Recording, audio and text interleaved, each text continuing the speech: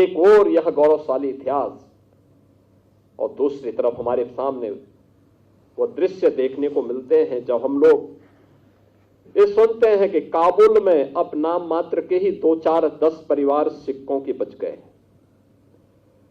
जब हम बांग्लादेश की घटना का उल्लेख सुनते हैं,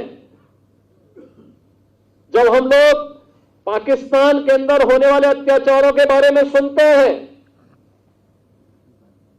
तब हमें सिख गुरुओं के उस त्याग और उस बलिदान का स्मरण बरबस हो जाता है। और इसीलिए आज के उस अवसर पर मैं आप सबसे भी यही अपील करने के लिए आया हूं। मैं आप सबसे यही अपील करूंगा और मेरा विनम्र अनुरोध होगा कि इससे बढ़कर के हिंदुस्तान के लिए,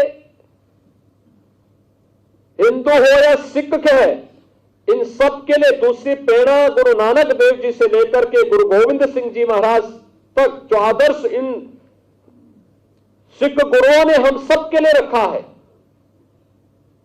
वही हम सबको आगे बढ़ने के लिए एक नई ऊर्जा देगा। उन्हीं का आशीर्वाद हम सबकी प्रेरणा है और उस प्रेरणा से जब हम लोग आगे बढ़ेंगे तब काबुल होने से बच पाएंगे, तब बांग्लादेश होने से बच पाएंगे, तब किसी ननकाना साहब के लिए हमें आंदोलन या संघर्ष करने की नौबत नहीं आएगी, बल्कि स्वतःस्फूर्त भाव के साथ वो हम सबको प्राप्त होगा।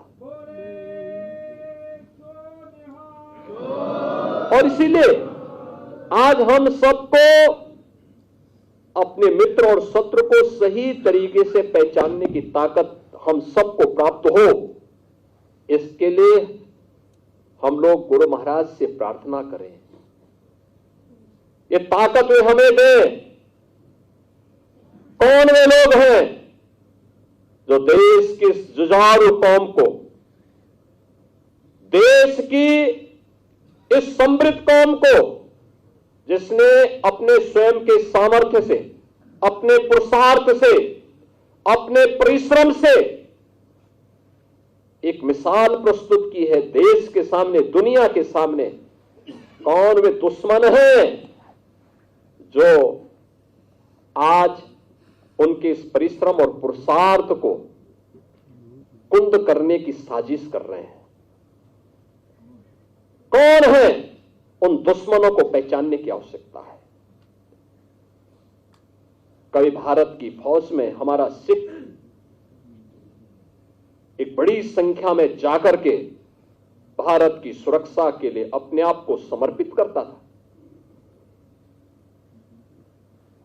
कौन वे लोग हैं जो एक बड़ी पीढ़ी को, युवा पीढ़ी को ड्रग की चपेट में लाने का कुत्सित प्रयास कर रहे हैं? हमें देश के उन दुश्मनों को समझना होगा, उन दुश्मनों से सावधान रहना होगा। कौन आपस में हिंदू और सिखों को लड़ाने का कुत्सित प्रयास कर रहे हैं? ये तो एक दूसरे के पूरक है।